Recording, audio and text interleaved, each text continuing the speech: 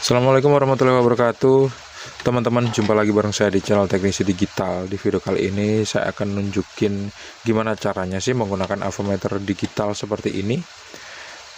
Kenapa video ini saya upload? Karena ternyata di antara teman-teman ada yang masih belum tahu gimana caranya menggunakan avometer digital, baik yang auto maupun yang pakai skala seperti ini. Jadi agak-agak bingung gitu ya untuk membaca angka-angka yang muncul, itu artinya apa, interpretasinya apa, seperti itu. Jangan bingung-bingung teman-teman, karena di video kali ini saya akan membahas yang ada skalanya ya, yang ada skalanya, bukan yang menggunakan menu auto. Jadi kita bisa menentukan kira-kira angka yang muncul itu apa artinya, gitu teman-teman. Nah, langsung ya. Avometer digital ini bisa kita beli di toko komponen elektronik, harganya murah, itu sekitar 50-60 ribuan. Kalau di sini ya. Kalau di tempat kalian di Jawa mungkin 30 ribuan udah dapat. Nggak pede menggunakan avometer digital seperti ini yang harganya murah. Karena avometer itu memang digunakan hanya untuk mengukur teman-teman, bukan untuk pamer. Kalau kita mau pamer sih, beli avometernya yang harganya 2 juta nggak apa-apa gitu. Sekalian bawa osiloskop. Untuk servis outdoor gitu bawa osiloskop.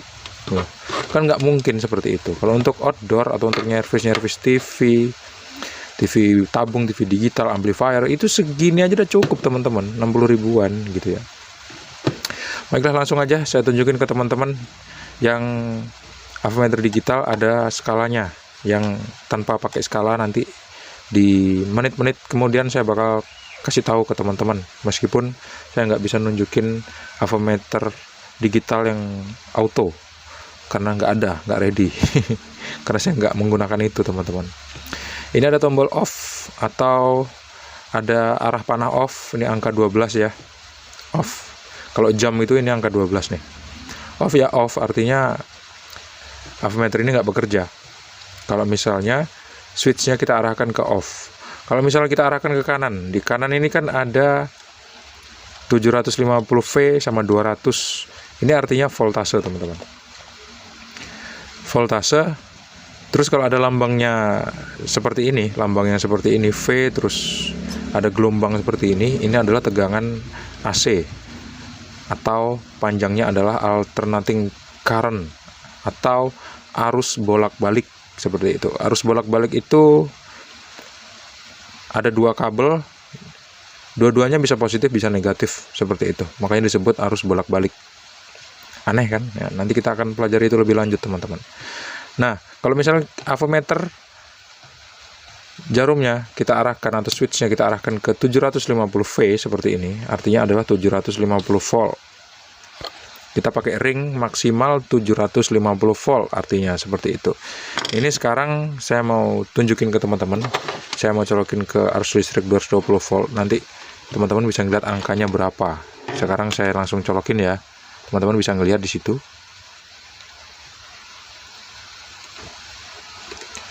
Angka yang keluar berapa? Kayaknya nggak connect ini.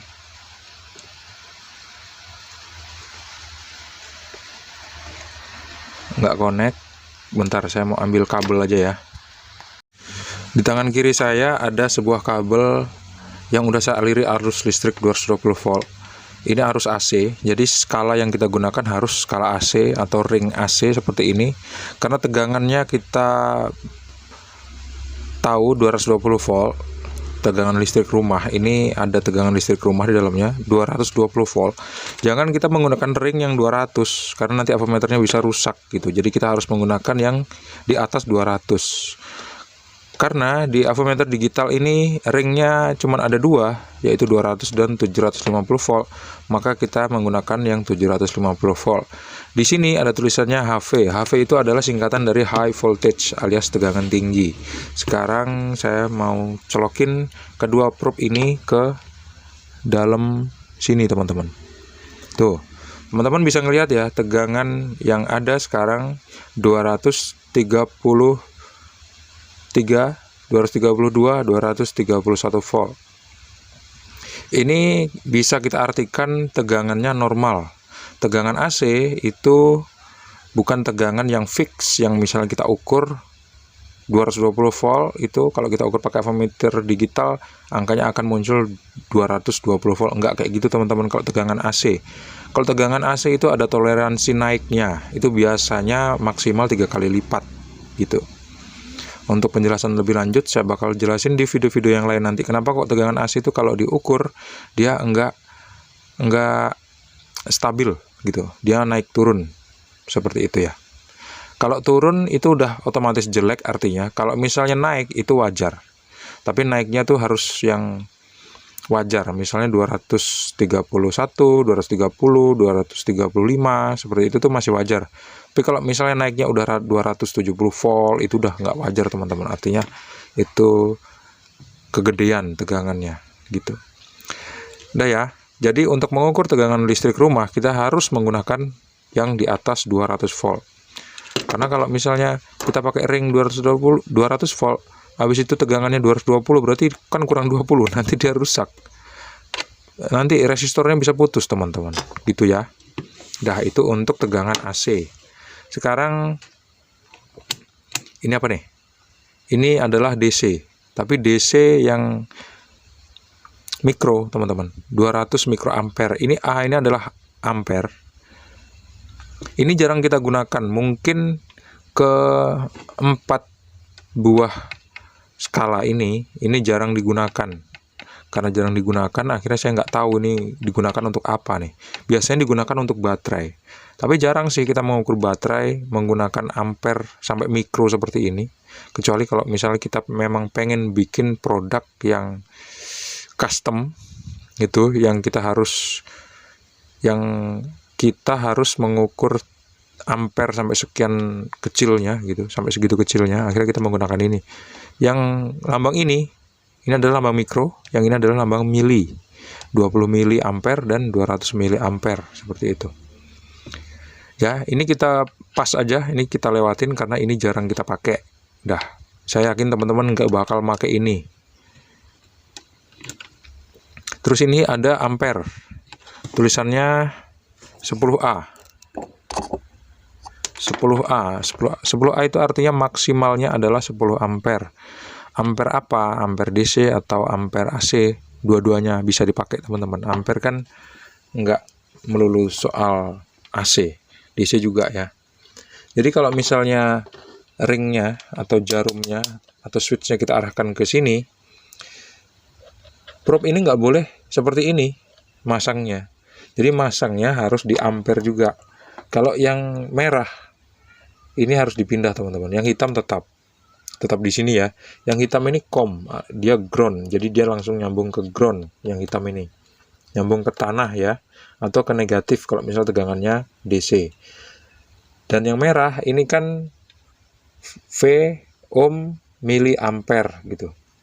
Jadi ini tegangan, ini voltase dan ohm terus miliampere.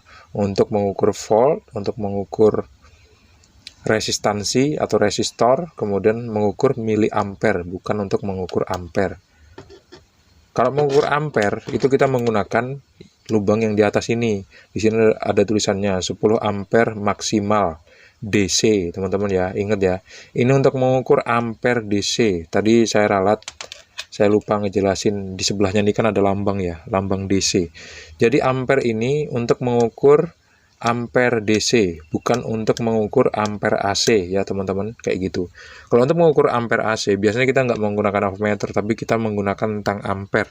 Tang ampere itu yang biasanya dijepit di kabel, seperti ini. Kayak gini aja nanti dia udah terukur ampernya berapa, meskipun nggak ditempelin ke tembaganya. Baiklah, lanjut ya. Ini untuk mengukur ampere DC. Untuk mengukur ampere DC, ini harus kita cabut dan kita pindahkan di sini. Ampere DC itu biasanya benda yang ada ampere DC-nya tuh biasanya baterai. Entah itu baterai jam, baterai apapun, sampai baterai motor, baterai mobil, aki orang nyebutnya, nah itu ada ampernya. Tapi kan ampere baterai itu kan biasanya lebih gede daripada 10 ampere. Kalau misalnya kita menggunakan avometer ini untuk mengukur ampere itu, ya pasti avometernya nanti rusak teman-teman. Kabelnya ini bakal kebakar atau avometernya nanti bakal rusak kayak gitu ya. Ingat, ini untuk mengukur ampere DC. Terus yang berikutnya adalah HFE. HFE ini untuk mengukur transistor. Transistor kaki 3. Transistor kaki 3 nanti kita akan tempelin di sini kaki transistornya, terus nanti bakal muncul angka seperti itu. Dan kalau misalnya muncul angka, nanti kita bakal bisa ngelihat mana yang kolektor, mana yang basis, mana yang emitor, seperti itu. Jadi nggak perlu kita mengukur atau mencari kaki basis, kolektor, dan emitor menggunakan probe, tapi kita bisa langsung tempelin di sini. Tapi sayangnya untuk lubang ini kan hanya paling sering itu hanya cocok biasanya digunakan untuk transistor yang ukurannya kecil, misalnya transistor C1815, transistor yang jenisnya NPN seperti itu, yang kecil-kecil itu. Tapi kalau untuk yang transistor-transistor besar itu jarang pakai ini teman-teman, karena kita lebih sering menggunakan probe, lebih pasti kita ngukurnya kayak gitu. Oke ya, HFE udah. Sekarang ini adalah dioda. Seperti yang teman-teman bisa lihat di video-video saya sebelumnya, bahwa untuk mengukur dioda itu bisa menggunakan avometer digital seperti ini, dan probe-nya atau switch-nya kita arahkan ke lambang dioda. Dioda itu nanti kalau kita ukur terbalik, dia akan keluar angkanya. Kalau kita ukur nggak terbalik, dia nggak akan keluar angkanya. Tapi kalau misalnya dua-duanya kita ukur ternyata muncul angkanya, artinya diodanya rusak. Nah, gambarannya kurang lebih seperti itu. Untuk detailnya di video berikutnya nanti saya bakal tunjukin gimana caranya mengukur dioda secara lebih spesifik ya. Yang jelas ini untuk mengukur dioda. Ini juga bisa digunakan untuk mengukur tegangan, untuk mengukur jalur itu short apa enggak teman-teman. Contohnya seperti ini ya. Contohnya seperti ini. Kalau misalnya short atau hubung singkat, nanti dia bakal muncul angka. Ini kalau kita arahkan ke dioda ya. Lupa saya ke sini. Nah, kalau kita arahkan ke dioda, nih probe-nya kita arahkan ke dioda, nanti dia bakal muncul angka 001 kan. Artinya dia bebas hambatan. Ini adalah kaki resistor. Kalau misalnya kita ukur seperti ini, otomatis kan nggak ada hambatan ya. Tuh, makanya dia bakal muncul 001. Atau 002, 003, 004 gitu. Kalau misalnya ada hambatan, otomatis dia nggak akan muncul angka seperti itu. Ini ada hambatannya kan. Tuh, dia nggak akan muncul angka. Kayak gitu teman-teman. Jadi, arah dioda atau skala dioda ini bisa digunakan untuk melihat kabel itu putus di dalam apa enggak. Caranya dengan mengukur seperti tadi. Nah, terus dioda udah, sekarang ke sini. Ke ohm. Ini adalah skala untuk mengukur resistor. Resistornya ini paling tinggi hambatannya adalah 200 ohm, 2K, 20K, 200K, dan 2 mega. 2000K. 2000K itu kan 2 juta ya. 2 juta, 2 mega ohm, maksimal 2 mega ohm. Nah, sekarang ini adalah resistor. Resistor ini berukuran kita nggak tahu misalnya ukurannya berapa. Kita bisa cek menggunakan avometer digital, dan caranya seperti ini. Kita tempelin di sini salah satu probe-nya, terus kita gunakan aja ring 200 ohm. Sekarang kita cek muncul nggak angkanya. Kalau nggak muncul berarti kurang gede, karena ini adalah skala yang paling kecil. Jadi kita tempelin seperti ini. Kita lihat ukurannya berapa. Ternyata ukurannya bukan 2000 ohm atau bukan 2K. Jadi di atas 2K kayaknya. Kita pindahin skalanya ke 20K. Ternyata masih belum terukur juga. Sekarang coba kita cek lagi ke 200K. Kira-kira muncul nggak angkanya? Angkanya nggak muncul teman-teman. Angkanya nggak muncul. Sekarang ke 2 mega ohm. Tuh, muncul kan? Ini adalah resistor yang memiliki hambatan sebesar 470K. Tuh, gampang kan? 470K, 470.000, teman-teman. Satu resistor ini hambatannya adalah 470.000 ohm. Nah, seperti itu. Nah, sekarang selanjutnya adalah skala untuk DC. Ini adalah skala untuk DC. Jadi lambang M kecil seperti ini adalah mili, artinya kalau misalnya nggak ada lambangnya huruf di belakang angka, artinya dia angka bulat 20 volt atau 200 volt atau 1000 volt. Kalau ini 2000 milivolt, 200 milivolt. Yang mili ini jarang banget kita gunakan, teman-teman. Biasanya yang sering kita gunakan adalah 20 dan 200 dan 1000 volt. Kalau untuk mengukur tegangan DC yang keluar dari penyarah arus dioda dari trafo, sekunder trafo, kemudian masuk ke dioda, kemudian masuk ke elko, itu kita seringnya menggunakan yang 200 volt atau 1000 volt. Tapi saya biasanya lebih sering menggunakan yang 1000 volt untuk mengamankan kabel agar nggak terbakar dan mengawetkan avometer jangan sampai dia rusak karena kelebihan beban, seperti itu, teman-teman. Gampang banget. Jadi tegangannya harus DC yang diukur di ring ini. Jadi kalau misalnya kita mau mengukur tegangan output amplifier dari trafo ke penyarah, harus kita menggunakan ini atau ini. Tapi saya sarankan menggunakan yang 1000 volt aja, gitu ya, untuk mengantisipasi kerusakan pada avometer digital, seperti itu. Kalau misalnya teman-teman udah ngerti, ya saya ucapin alhamdulillah. Kalau misalnya belum ngerti, tanya aja lagi di bawah. Sedikit saya mau tunjukin sama teman-teman soal yang avometer nggak ada skalanya. Misalnya dia hanya ada auto aja, jadi nggak ada skalanya seperti ini. Jadi probe-nya ini kita tinggal tempelin, nanti dia bakal muncul lagi di displaynya. Itu tegangan apa yang muncul, tegangan AC kah, tegangan DC kah. Kalau misalnya muncul AC atau DC itu berapa nanti tegangannya, seperti itu. Kalau misalnya kita ngukur resistor itu muncul ohmnya atau muncul tegangannya gitu, itu nanti bakal muncul di display gitu. Kalau untuk teman-teman yang pemula, saya sarankan untuk menggunakan avometer yang menggunakan skala seperti ini atau ring. Jangan menggunakan avometer yang fasilitasnya itu auto.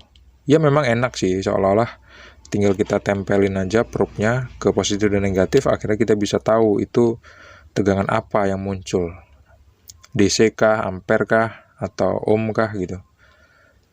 Kayak gitu ya. Jadi supaya kita lebih teliti juga. Dan kekurangan kalau misalnya menggunakan avometer yang auto, itu sering kita miss atau kehilangan pengetahuan untuk menginterpretasikan angka yang muncul itu angka apa gitu ya. Kayak gitu, teman-teman. Ya bagus sih auto, tapi saya nggak sarankan. Daripada pakai yang auto, mending pakai osiloskop aja.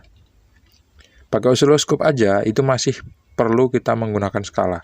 Ini lagi muncul yang sekarang ini muncul pula avometer yang auto gitu. Itu sih